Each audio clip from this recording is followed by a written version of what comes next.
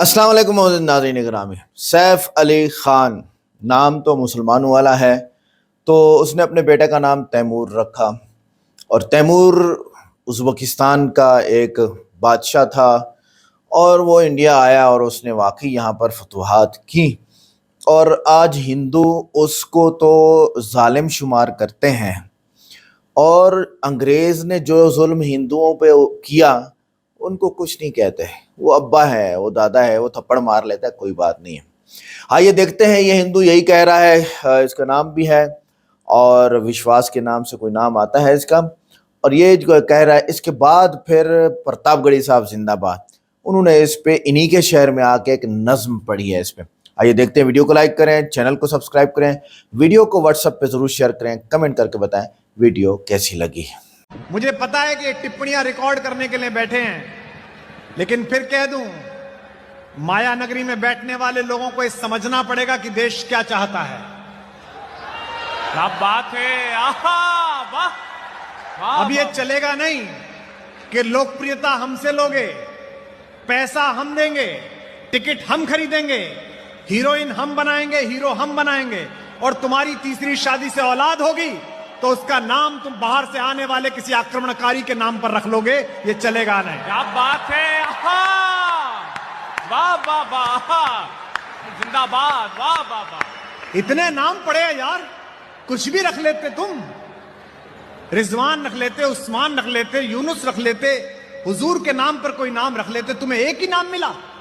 जिस बदतमीज आदमी ने, जिस लंगड़े आदमी ने हिंदुस्तान में आकर यहां की मां बहनों के साथ बलात्कार किया, वो लफंगा ही मिला तुम्हें इस प्यारे से बच्चे का नाम रखने के लिए। और अब अगर इसे हीरो बनाओगे तो इसे खलनायक तक नहीं बनने देंगे, ध्यान रखना। हम ये भारत जागा हुआ है, नया भारत है। भाई वाह वाह वाह वाह वाह। हमारे देश में एक अभियान शुरू हुआ था। मुंबई में खड़ा हूं, करीना कपूर और सैफ अली खान को बेटे की मुबारकबाद देता हूं। बहुत खूबसूरत सा बेटा पैदा किया है उन्होंने, सलाम उनको। लेकिन उसके नाम पर बवेला मचा हुआ है साहब। तैमूर नाम क्या रख दिया, पूरे देश ने तैमूर नाम को सर पे उठा लिया, कब्र से खोद लाए। मैं तो ये कह रहा हूं कि अगर तैमूर लंग बहुत जालिम बादशाह था तो जरूरी नहीं कि नाम का असर बच्चे पर भी आए। अगर नामों का असर इसी तरह बच्चे पे आए और नाम रखना बंद कर दिया जाए, तो दिल्ली में निर्भया का बलात्कार करने वाले शख्स का नाम राम सिंह था, तो क्या किया जाए, राम का नाम रखना बंद कर दिया जाए? ये गलत बात है। मैं 4 मिसरे पढ़ता हूं, मेरी आंखों के सामने एक तस्वीर आई थी। करीना कपूर ने अपने 1 दिन के मासूम बच्चे को अपनी गोद में ले रखा था, उसकी पेशानी चूम रही थी। इतनी प्यारी सी तस्वीर थी कि मुझे 4 मिसरे कहने पड़े। मैं 4 मिसरे पढ़ता हूं कि बला की सादगी रखी, गजब का नूर रखा है। मैं वो तस्वीर देख रहा था, मिसरे हो रहे थे कि बला की सादगी रखी, गजब का नूर रखा है। खुदा ने चेहरे पे मासूमियत भरपूर रखा है, खुदा ने चेहरे पे मासूमियत भरपूर रखा है। बड़े होकर के तुमको नफरतों का कत्ल करना है, तुम्हारा नाम शायद इसलिए तैमूर रखा है, तुम्हारा नाम शायद इसलिए तैमूर रखा है। नाम से तकलीफ है साहब। वाह वाह वाह। हमारी इमारतों के नाम बदलना चाहते हैं। औरंगजेब रहमतुल्लाह अलैह के नाम पे रोड थी, उसका नाम बदल दिया गया, पूरा देश चुप रहा साहब। आजकल अभियान शुरू किया है अकबर रोड का नाम बदलने के लिए। नई नस्लें जो जिम्मेदारी और जनरल नॉलेज की बात हो उसे सुने भी, ताली बजाएं, शोर मचाएं, सबके लिए आपको छूट। लेकिन जहां सुनना हो जनरल नॉलेज की बात उसे सुने। मैं आपका जनरल नॉलेज बढ़ाता हूं। हमारी इमारतों से तकलीफ है, हमारे स्मारकों से तकलीफ है, हमारे नामों से तकलीफ है, लेकिन वो यह भूल जाते हैं जब वो देश के राज्यसभा में खड़े होकर कहते हैं कि अकबर रोड का नाम बदल दिया जाए क्योंकि इससे जो है गुलामी की बू आती है, तो वो ये भूल जाते हैं कि अपनी बुनियाद के, अपने बनने के सैकड़ों साल बाद भी हमारी इमारतें तो वो इमारतें हैं कि जो इस देश की तरक्की में करोड़ों करोड़ रुपया दे रही हैं। ताजमहल को देखने के लिए एक साल में 22.24 करोड़ रुपए का टिकट बिकता है और वह इस देश की तरक्की के लिए जाता है। कुतुब मीनार को देखने के लिए 14.39 करोड़ रुपए का टिकट बिकता है और वो मुल्क की तरक्की के लिए जाता है। हुमायूं के मकबरे को देखने के लिए 19.22 करोड़ रुपए का टिकट बिकता है और मुल्क की तरक्की के लिए जाता है। और आपको हमारे नामों से तकलीफ है, हमारे स्मारकों से तकलीफ है। जिन्होंने अकबर रोड का नाम बदलने का प्रस्ताव रखा सदन में, उनका नाम है सुब्रमण्यम स्वामी। मैं इतनी बड़ी भीड़ में यह बात कह रहा हूं कि उनका नाम है सुब्रमण्यम स्वामी और उनके बारे में सिर्फ एक छोटी सी सूचना और कि उनकी बेटी का नाम है सुभाषिनी और उनके दामाद का नाम है नदीम हैदर। बड़ी कमजोर सी ताली बजाई है आपने। जो पीछे दोस्त हैं उन्हें यह लग रहा है कि मैं उनकी तालियों का शोर नहीं सुन रहा हूं। आप मोहब्बतें दे के दिखाएं, मैं इंशाल्लाह आपकी धड़कनें सुन के बताऊंगा। बहुत मशक्कतों से, बहुत अजीब हालात में मैं इस मुशायरे में आया हूं। मैं चाह रहा हूं कि मैं अब तक जितनी साल इस मुशायरे में आया हूं उससे बेहतर आज इस मुशायरे को करके जाऊं। पीछे तक के दोस्त मेरा साथ दें इंशाल्लाह। ये जो कोहरा है ये बड़ा बदमाश कोहरा होता है। ये इतना बदमाश कोहरा है कि 21 डिग्री टेम्परेचर में नरेंद्र मोदी जी के हेलीकॉप्टर में बहराइच में उतरने तक नहीं देता। ये वो कोहरा है साहब। इस कोहरे को सलाम। और मजे की बात तो यह है जितेंद्र भाई कि जो हेलीकॉप्टर लखनऊ से उड़ सका वो बहराइच में उतर नहीं पाया क्योंकि नीचे मुर्दाबाद के नारे लग रहे थे, क्योंकि भीड़ नहीं थी। मैं पूछना चाहता हूं इस देश की मीडिया से कि एयरफोर्स का वही हेलीकॉप्टर जो सियाचिन में -3 डिग्री टेम्परेचर में उतर पाया था, वो 21 डिग्री टेम्परेचर में क्यों नहीं उतर पाया साहब? क्योंकि कोहरा बहुत था। आजकल सोशल मीडिया पे कार्टून बहुत चल रहा है कि साहब माइक पर खड़े हैं, बगल में छोटे वाले साहब हैं, काली दाढ़ी। वो कह रहे हैं कि साहब हमने भीड़ तो बहुत इकट्ठी करी है लेकिन कोहरे की वजह से दिखाई नहीं पड़ रही है। कोहरा ऐसा असरदार होता है, लेकिन आप मुझे नजर आ रहे हैं। मैं 4 मिसरे पढ़ता हूं जिन्होंने ये अभियान शुरू किया, उनके नाम मेरे 4 मिसरे के अपने सभी प्यादों के नाम बदल डालो। मेरे बड़े बुजुर्ग भी मुझे दुआएं दें कि अपने सभी प्यादों के नाम बदल डालो, तारीखी यादों के नाम बदल डालो। अकबर रोड का नाम बदलने से पहले, एक एक हाथ तो कसम है खामोश ना रहे। अकबर रोड का नाम बदलने से पहले अपने दामादों के नाम बदल डालो, अपने दामादों के नाम बदल डालो। बहुत शुक्रिया। एक बिल्कुल ताजा सी नई सी नज़्म सुनाता हूं आपको साहब। थोड़ा सा इधर के भी दोस्तों की शिरकत हो।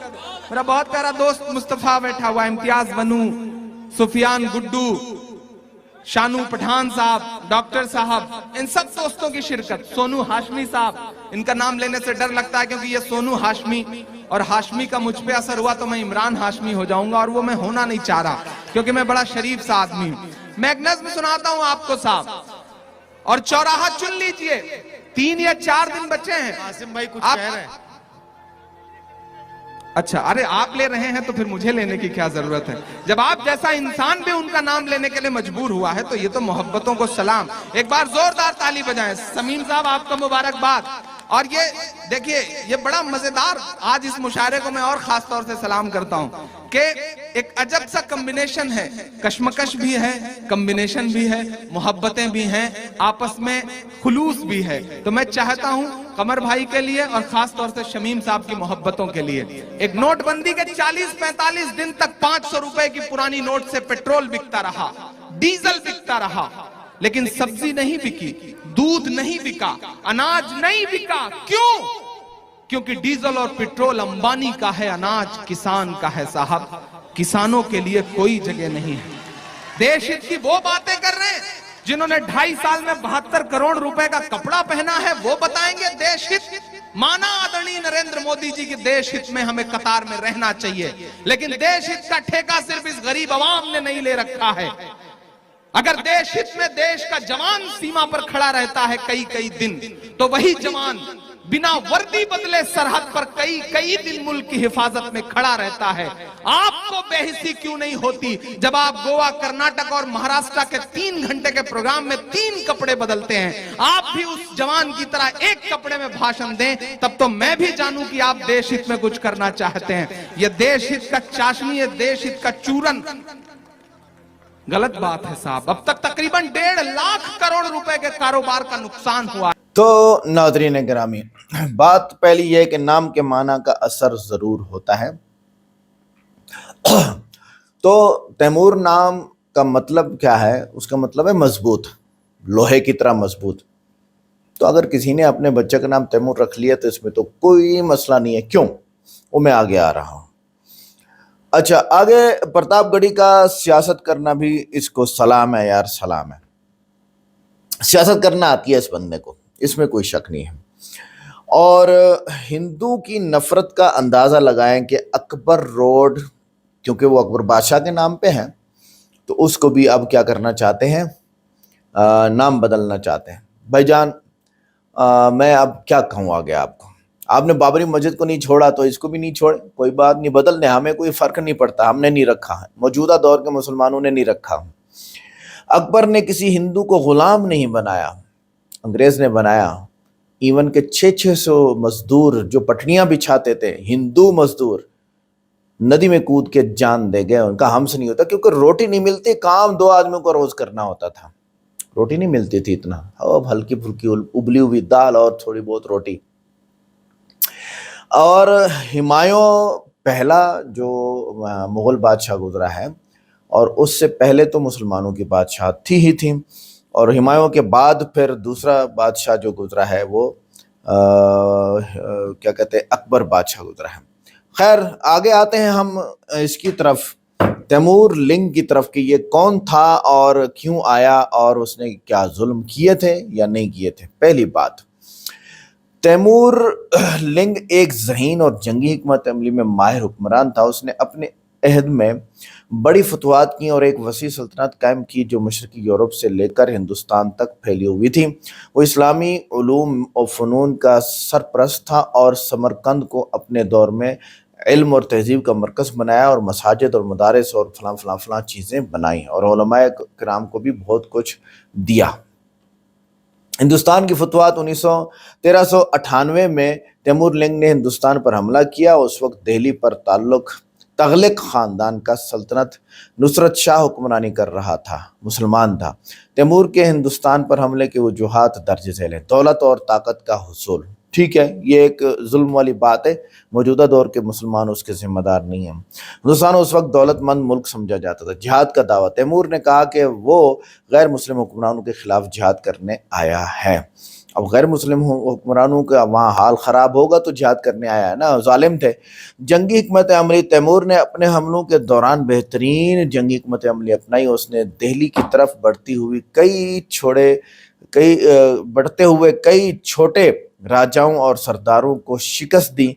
दिल्ली में सल्तनत नुसरत शाह की फौज को शिकस्त देने के बाद उसने दिल्ली पर कब्जा कर लिया। मुसलमानों का 800 साल हिंदुस्तान पर हुकूमत करना इस बात का सबूत है कि वो जालिम नहीं थे। अगर वो जालिम होते तो हिंदू ज़्यादा थे और वो उठ खड़े होते मुसलमानों के खिलाफ। दिल्ली को फतह किया और तैमूर चला गया, लोगों ने फिर उस सल्तनत को बांट लिया दोबारा से, फिर अकबर बादशाह, हुमायूं आए वगैरह वगैरह।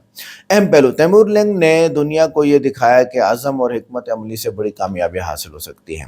इसके दौर में फ़न और सकाफ़त को फ़रोग मिला, ख़ास तौर पर समरकंद में। ताम उसकी फतवात के दौरान इंसानी जानों का जो नुकसान हुआ वो तारीख़ मुतनाज़ है। बिल्कुल ठीक है। अच्छा, अब आते हैं अंग्रेज ने हिंदुओं के साथ क्या किया। तैमूर ने तो किया। अब तैमूर को तो नाम नहीं रखने देते आप लोग, हमें तैमूर का तो आप हमें नाम नहीं रखने देते। और अंग्रेजों ने जो किया वो आइए देखते हैं। ओहो, 19वीं सदी में अंग्रेज़ों ने हिंदुस्तानी मईशत को बुरी तरह नुकसान पहुंचाया। उन्होंने मकामी सनतों, ख़ास तौर पर कपड़े की सनत को तबाह कर दिया और हिंदुस्तान को खाम माल और फराम करने के वाले मुल्क और बरतानवी मसनूआत की मंडी में तब्दील कर दिया। मिसाल, बंगाल के मशहूर बनारस कपड़े की सनत को तबाह करने के लिए अंग्रेज़ों ने मकामी बंकरों पर टैक्स लगाया और उन्हें अपनी मसनूआत के लिए काम करने पर मजबूर कर दिया। आगे आते हैं, ज़री निज़ाम में तब्दीली। अंग्रेज़ों ने हिंदुस्तान में ज़मींदारी निज़ाम मुतारिफ कराया जिसके तहत किसानों पर भारी टैक्स आयद किए गए।